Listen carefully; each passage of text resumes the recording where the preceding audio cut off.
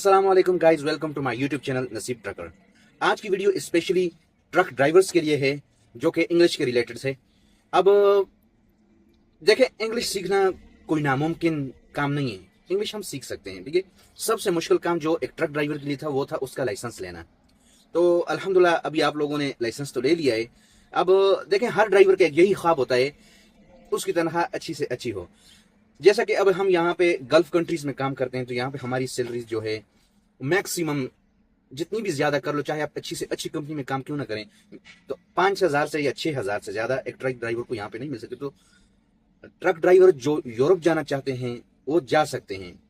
अगर वो कहें कि भाई हमारे पास इतने पैसे नहीं है, हम नहीं जा सकते हैं, तो देखें, पैसे तो जब हम लाइसेंस लेना चाहते थे तब भी हमारे पास पैसे नहीं थे, लेकिन जब हमने इरादा कर लिया और फाइल ओपन कर दी स्कूल में हमने, तो फिर आहिस्ता आहिस्ता हमारे पास पैसे भी हो गए थे और फिर एट द एंड हमको लाइसेंस भी मिल गया है और अभी हम ट्रक ड्राइविंग की जॉब भी कर रहे हैं। इसी तरह अगर किसी का यह ख्वाब है कि वो यूरोप जाए, वहां पे अच्छे से अच्छे कमाए, तो यह भी नामुमकिन नहीं है, हम कर सकते हैं, ऐसा पॉसिबल है। लेकिन अब यूरोप जाने के लिए सिर्फ पैसे की जरूरत नहीं है ना, पैसा भी चले हो जाएगा। मोस्टली ड्राइवर्स के साथ इतनी सेविंग नहीं होती है कि वो यूरोप के लिए स्टेप ले, लेकिन अगर उनके पास पैसा हो भी जाता है, लेकिन एक चीज जो मोस्ट इंपॉर्टेंट हर ड्राइवर को के पास होनी चाहिए वो है इंग्लिश लैंग्वेज की स्किल। क्योंकि हमारे जो इंटरव्यू होते हैं और जो भी इनिशियल प्रोसेस होता है वो सारा इंग्लिश से ही चलता है।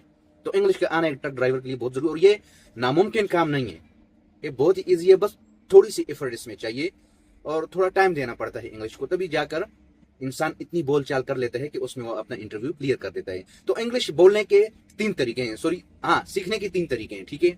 एक तरीका तो ये है जो कि टेंस कहलाता है। इंग्लिश के 12 टेंस हैं, आपको पता है। वो अगर जिसने सीख लिए तो वो इंग्लिश पानी की तरह बोल सकता है। और दूसरा तरीका है याद करके। आप जितना ज्यादा अपने जहन में वोकैबुलरी रखेंगे, याद करेंगे, तो वो भी आप इस्तेमाल कर सकते हैं। ये एक दूसरा तरीका है। और तीसरा तरीका बोल चाल के। आपके पास थोड़ी बहुत वोकैबुलरी होनी चाहिए जिसको आप इस्तेमाल कर सकें। जो कुछ जुमले होने चाहिए, कुछ सेंटेंस, कुछ फिक्रे होने चाहिए आपके पास, कुछ वर्ड होने चाहिए जिनको आप डेली बेसिस पे बोलें। इसमें शर्म नहीं करनी है, ठीक है। चाहे आप गलत ही क्यों नहीं बोले, लेकिन जब तक आप बोलेंगे नहीं तब तक आप सीखेंगे नहीं। और गलत बोलो, लेकिन एक दिन आएगा कि आप सीख लेंगे। तो ये 3 तरीके हैं। अभी इसमें से सबसे पहला जो तरीका है टेंस, इसको समझना थोड़ा सा मुश्किल है, थोड़ा सा मुश्किल है। बहुत सारे लोगों ने सीख लिए हैं। अभी देखें, हमारे पास इतना टाइम नहीं है कि हम जाकर किसी इंस्टीट्यूट में एडमिशन लें और वहां पे डेली जाकर क्लासेस अटेंड करें कि हम टेंस सीखें तो तभी हम इंग्लिश बोल सकेंगे। इतना टाइम अभी ट्रक ड्राइवर के पास नहीं होता है। तो आप कोशिश करें ऑनलाइन ये इंग्लिश की जो टेंस हैं इनको सीखें और समझें। इन्हीं से आपको पता चलेगा कि जो टाइम गुजर चुका है उसकी अगर कोई बात करनी है तो वो हम कैसे करेंगे, या जो टाइम अभी चल रहा है इसमें कुछ बात करनी है तो वो कैसे दूसरे को समझा सकें। ये या आने वाला जो जमाना होगा कि फ्यूचर में कुछ प्लानिंग करनी है, वो किसी के साथ डिस्कस करनी है तो वो कैसे करेंगे। तो ये टेंसेस ही आपको बता सकेंगे कि आप एक दुरुस्त जुमला कैसे बना सकें जिसका मतलब वाज़ेह समझ में आ सके। तो जिस बंदे ने टेंस सीख लिए वो बिना हिचकिचाए इंग्लिश बोल सकेगा और उसको अपनी बात के ऊपर मुतमईन होगा कि मैंने ठीक कहा है, अगले को ठीक समझ आएगी। तो बस वीडियो के साथ जुड़िए रहिएगा ताकि आपको समझ आएगा, बोर नहीं होना, ठीक है। क्योंकि टेंसेस थोड़ा सा मुश्किल है, लेकिन उसके बाद फिर मैं आपको ये भी बताऊंगा कि आप याद करके कैसे सीख सकते हैं और बोल करके कैसे सीख सकते हैं। तीनों तरीकों को हम डिस्कस करेंगे। सबसे पहले हम आते हैं टेंसेस की तरफ। तो इंग्लिश के टोटल देखें 3 जमाने होते हैं, सही है। एक तो गुजरा हुआ जमाना होता है, एक अभी मौजूदा होता है और एक आने वाला होता है, जिसको पास्ट, प्रेजेंट और फ्यूचर कहा जाता है। और ये हर एक जमाने के 4 टेंसेस हैं।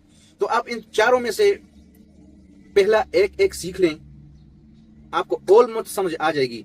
देखें, ये ऐसा ही है जब बंदा ABCD सीखता है ना, तो आगे फिर उनसे वो वर्ड बनाता है, फिर उसको समझ आती है। इसी तरह इंग्लिश के भी 12 टेंसेस हैं, जिसके आपने पहले एक एक या दो सीख लिए तो बाकियों को सीखने की आपको जरूरत नहीं पड़ेगी, वो फिर आपको समझ आ जाएगी कि इनकी तरतीब क्या है। तो आज हम डिस्कस करेंगे जो प्रेजेंट यानी अभी का जो जमाना है, इसकी जो पहला टेंस है उसको हम डिस्कस करेंगे, वो मैं आपको समझाना चाहूंगा। पहले टेंस को कहा जाता है प्रेजेंट इंडेफिनिट टेंस, सही है। इसकी पहचान क्या है कि अगर हम कोई जो वर्ड बोलते हैं या कोई जुमला बोलते हैं, वो कैसे पहचाना जाएगा कि ये इस जमाने का है, यानी प्रेजेंट इंडेफिनिट टेंस का ये जुमला है। तो प्रेजेंट इंडेफिनिट टेंस के जो जुमले होते हैं इनके आखिर में आता है ता है, ती है, ते हैं, ता हूं, जिसके आखिर में ता है, ऐसा आता है। मिसाल के तौर पर अभी आप ये कहते हो कि मैं खाना खाता हूँ, मैं बाजार जाता हूँ, वो क्या करती है, वो किस वक्त आती है, वो किस वक्त जाती है, तुम क्या करते हो, तुम कब भागते हो। तो ये आते हो, ते हैं, ता हूं, ये इन जुमलों की पहचान है, सही है। और इसमें वर्ब का होना जरूरी है, ठीक है जी। चाहे आप किसी जमाने का सेंटेंस बनाना चाहें और टेंस सीखना चाहें, इसमें वर्ब का होना बहुत जरूरी है। अब वर्ब है क्या? देखिए, हम जो काम भी करते हैं ना, ग्रामेटिकली उसको वर्ब कहा जाता है। मिसाल के तौर पर अभी मैं बोलता हूं तो बोलना एक काम है, बोलना भी एक काम है, आप सुन रहे हो ये भी एक काम है, आप देख रहे हो ये भी एक काम है, आप सोच रहे हो, समझ रहे हो, ये भी एक काम है। तो ग्रामर के लिहाज से कुछ भी होता है उसको एक काम कहा जाता है, और उस काम को ग्रामर के लिहाज से वर्ब कहा जाता है। तो वर्ब 3 किस्म की होती हैं, सही है। और इनकी तीनों किस्में आपको याद होनी चाहिए, क्योंकि कुछ ऐसे हम सेंटेंस बनाते हैं जिसमें वर्ब की फर्स्ट फॉर्म लगती है, और कुछ ऐसे होते हैं जिसमें वर्ब की सेकंड फॉर्म लगती है, और कुछ ऐसे होते हैं जिसमें वर्ब की थर्ड फॉर्म लगती है। तो ये आपको मालूम होना चाहिए, फर्स्ट सेकंड थर्ड फॉर्म। मिसाल के तौर पर अभी जैसे कि खाने की वर्ब है ईट, और इसकी सेकंड फॉर्म होगी एट, और थर्ड फॉर्म होगी ईटन। जैसे कि जाने की इंग्लिश है वर्ब है गो, और इसकी सेकंड फॉर्म है वेंट, और इसकी थर्ड फॉर्म है गॉन। और ऐसे ही कुछ ऐसे भी होते हैं जिनके आखिर में ईडी लगता है। तो आप ये वर्ब जरूर याद करें, आपके पास इतनी वर्ब होनी चाहिए ना, मैक्सिमम आप इंग्लिश बोलचाल के लिए बेसिकली आपके पास कम से कम 45 से 50 वर्ब आपको याद हों, और उनकी फर्स्ट सेकंड थर्ड फॉर्म भी आपको मालूम होनी चाहिए। तो वर्ब का होना टेंस सीखने के लिए बहुत जरूरी है। टेंस न भी सीखें, इंग्लिश बोलने के लिए आपको यह पता होना चाहिए कि देखने की इंग्लिश क्या है, बोलने की इंग्लिश क्या है, सुनने की इंग्लिश क्या है, जागने की इंग्लिश क्या है, सोने की इंग्लिश क्या है, रोने की इंग्लिश क्या है, भागने की इंग्लिश क्या है, आने की, जाने की। तो ये सब आपको मालूम होना चाहिए। तो अभी हम पहले लेते हैं गो को, सही है। गो को लेकर हम कुछ पहला जो प्रेजेंट इंडेफिनिट टेंस है इसको बनाएंगे। इसमें देखें, हर टेंस की एक हेल्पिंग वर्ब होती है। हेल्पिंग वर्ब वो होता है जो, एक तो वर्ब तो आपको मैंने बता दिया ना कि क्या होता है। अभी हर टेंस के अपनी अपनी हेल्पिंग वर्ब होती है। हेल्पिंग वर्ब का असल जो काम होता है वो किसी जुमले को मनफी बनाता है या फिर सवाल बनाता है। जैसा कि अगर आप कहते हैं कि आयशा जाती है, ठीक है, तो अगर आप इसको बोलें कि आयशा नहीं जाती है, तो इधर आपको हेल्पिंग वर्ब की जरूरत पड़ेगी। और अगर आप कहते हैं क्या आयशा जाती है, तो इधर भी आपको हेल्पिंग वर्ब की जरूरत पड़ेगी। तो जो प्रेजेंट इंडेफिनिट टेंस है इसकी हेल्पिंग वर्ब डू और डज है। डू के साथ ES लगा दिया। अब डज हम कहां पे लगाएंगे?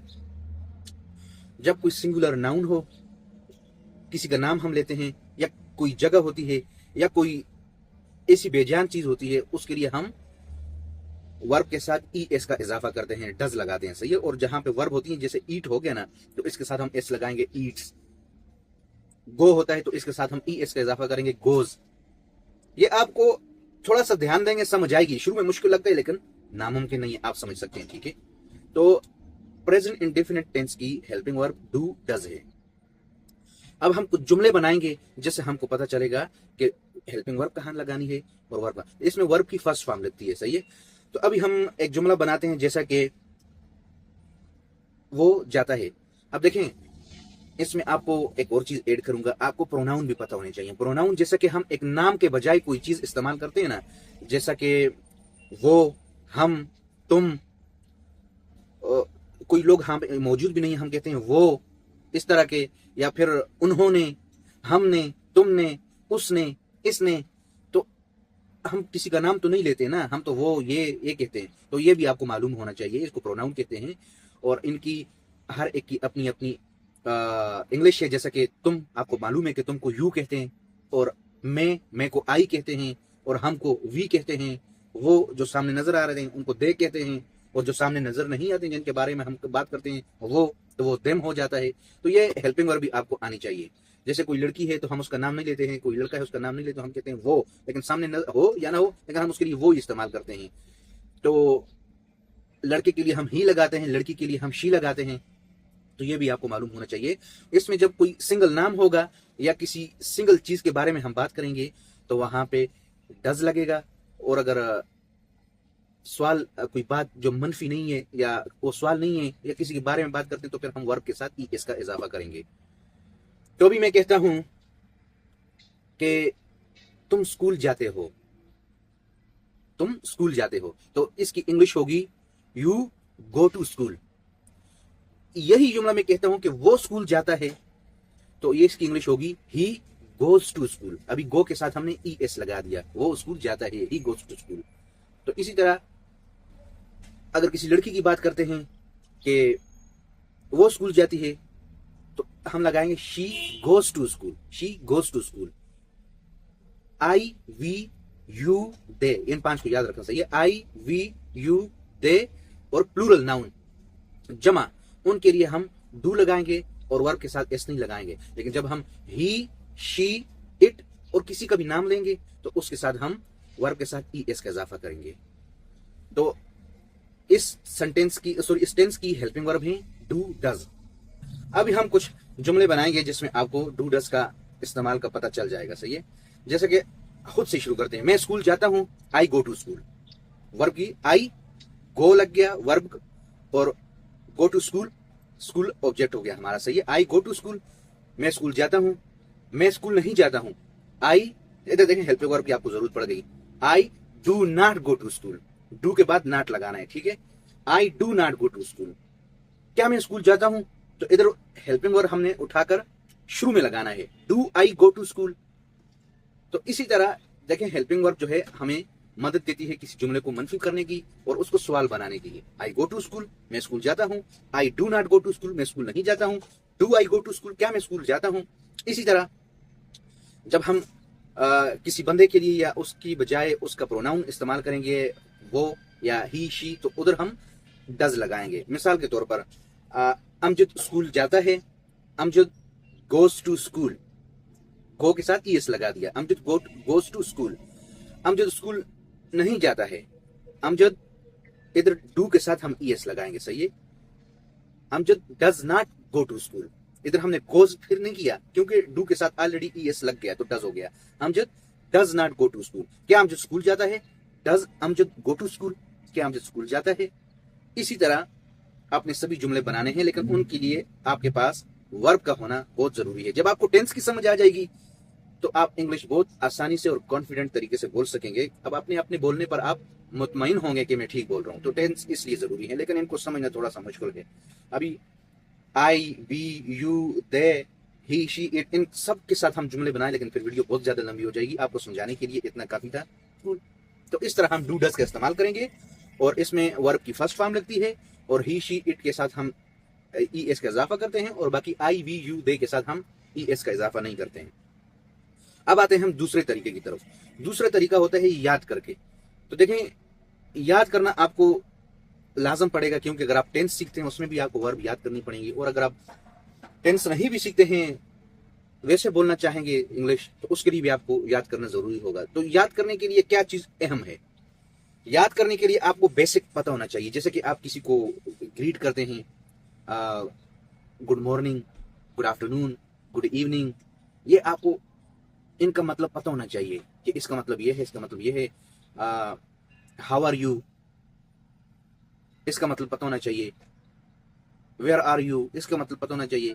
लेकिन देखें, याद करने के लिए जो सबसे ज्यादा इंपॉर्टेंट चीज है वो है वर्ब। आप जो भी दिन में काम होते हैं, आपको कोई से 5 काम ले लें जिनको आप याद करें। जैसे कि आप मिसाल के तौर पर, आप जाने को क्या कहते हैं, गो, ये आपको पता होना चाहिए कि गो जाने को कहते हैं। आने को कम, खाने को ईट, बैठने को सिट, सुनने को लिसन, सोचने को थिंक। बस इस तरह के 5 लफ्ज आप अगर, और कोशिश करो कि इनके साथ ही आप इनकी सेकंड थर्ड फॉर्म भी सीख लें तो वो बहुत अच्छा हो जाएगा। लेकिन आपको इनके मानी भी पता होना कि सोचने को थिंक बोलते हैं, बोलने को स्पीक बोलते हैं, सुनने को लिसन बोलते हैं, आने को कम बोलते हैं, जाने को गो बोलते हैं। ये भी पता हो। इस तरह के हर रोज आप 5 लफ्ज सीखेंगे, याद करेंगे, तो कल को आप अगर इनको बोलेंगे तो आपको पता होगा कि इसका ये मतलब है, इसका ये मतलब है, तो भी आप इंग्लिश सीख सकते हैं। लेकिन अब आते हैं हम तीसरे तरीके की तरफ, बोलना। आप टेंस सीखें तो भी आप बोलने के लिए सीखते हो, या फिर आप याद करते हैं तो भी आप बोलने के लिए सीखते हैं। तो बोलना बहुत जरूरी है भाई, इसमें आपको शर्म नहीं करनी चाहिए। आप अच्छा बोलें या बुरा बोलें, किसी को समझ आती है या नहीं आती है, एक बार बोलने की जरूर कोशिश करें। चाहे आपके साथ कोई हंसता है नहीं हंसता है, उसकी बिल्कुल परवाह न करें। जब तक आप इंग्लिश बोलेंगे नहीं तब तक आप इंग्लिश सीखेंगे नहीं। तो जितनी भी वोकेबलरी, कुछ भी तो होगा आपके माइंड में, कुछ तो आता होगा ना, तो वो आपने उसका इस्तेमाल करना होगा। तो डेली बेसिस पे, चाहे आपके साथ कोई बोलने वाला ना भी हो, अपने जहन में ही कुछ ऐसे जुमले बनाएं जो कि आपको बोलने पे मजबूर करें। आप कुछ भी करते हैं उसको आप उसकी इंग्लिश कर दें। जैसा कि अभी आप गाड़ी चलाते हो तो आप बोलो कि मैं गाड़ी चलाता हूं, तो फिर आप कहोगे मैं को तो आई बोलते हैं। आप गाड़ी चलाने को क्या बोलते हैं वो तो आपको पता है कि ड्राइव, और गाड़ी को व्हीकल, कार, ट्रक कुछ भी बोल सकते हैं। तो आप बोलो कि मैं गाड़ी चलाता हूं, अब इसकी इंग्लिश कैसे मैं बनाऊं? इसकी इंग्लिश होगी I drive the truck. Drive का मतलब होता है चलाना। तो आप फिर इसी को अपने इस ज़हन में मनफी बनाओ कि मैं ट्रक नहीं चलाता हूं, तो फिर आप कैसे बोलेंगे? तो फिर आपको हेल्पिंग वर्ब की जरूरत पड़ेगी कि आई, आप ऐसा नहीं बोल सकते आई नॉट ड्राइव द ट्रक, क्योंकि जुमला आपने अपनी बात तो कह दी लेकिन उसका मतलब वाजिया नहीं होगा। तो जब आप इसमें हेल्पिंग वर्ब लगाएंगे तो फिर आपका मतलब वाजिया होगा। मैं गाड़ी नहीं चलाता हूं, मैं ट्रक नहीं चलाता हूं। आई डू नॉट, डू लगा दिए, सही है, डू के बाद नॉट लगाना है। I do not drive the truck. क्या मैं ट्रक चलाता हूं? तो इधर आप लगाएंगे do I drive the truck. पहले डू लगाना, उसके बाद आई लगाना, उसके बाद आपने वर्ब लगानी है, do I drive the truck. तो इसीलिए जितने भी आप दिन में काम करते हैं, हर काम की कुछ ना कुछ इंग्लिश है। तो आप उस इंग्लिश को पहले तो आती है तो बहुत अच्छी बात है, नहीं आती है तो आप गूगल डिक्शनरी में चेक करें कि इसके लिए उर्दू में लिखें या हिंदी में, जो भी आपकी जुबान होगी उसमें लिखेंगे, और फिर उसमें आपको पता चल जाएगा कि उसका क्या मतलब है। तो फिर उसको याद करो, और याद करने के बाद उसके कुछ जुमले बनाओ। जुमले बनाने के बाद फिर उसको बोलने की कोशिश करो खुद से ही, भले किसी से नहीं बोलो। और जब फिर आप उसके ऊपर मुतमईन हो कि अब मुझे इसकी इंग्लिश आती है, ये जुमला मैं सही बनाता हूँ, फिर किसी ऐसी बंदे के साथ आप उसको, जिसको इंग्लिश आती हो, उसको बोलो यार क्या ये बात मैं ठीक करता हूँ, तो फिर आप अपनी उस बात के ऊपर मुतमईन हो सकेंगे। तो कुछ भी मुश्किल नहीं है भाई। सबसे मुश्किल काम था ये ट्रक का लाइसेंस लेना, जो कि हमने ले लिया है। और इंग्लिश सीखना इतना मुश्किल नहीं है, बस थोड़ी प्रैक्टिस चाहिए, थोड़ा शर्म को हटाना पड़ेगा, बोलना पड़ेगा। तो एक दिन आएगा कि इंशाल्लाह आप इतनी इंग्लिश बोल सकेंगे कि आप चाहे किधर भी इंटरव्यू दें, आप बंदे की बात समझ सकेंगे और उसको अपनी बात समझा सकेंगे। तो इंग्लिश ट्रक ड्राइवर्स के लिए बहुत जरूरी है। अगर आप यूरोप जाना चाहते हैं, ये आपके हाथ में एक पैसा की है कि आप इसके सहारे यूरोप जा सकेंगे। और अल्लाह पाक हर किसी को कामयाबी दे, जो भी ट्रक ड्राइवर हैं या जो नहीं है, जो भी अपनी जिंदगी में स्ट्रगल कर रहे हैं, अल्लाह पाक हर किसी को कामयाबी दे। अपना बहुत बहुत ख्याल रखिएगा। अल्लाह हाफिज।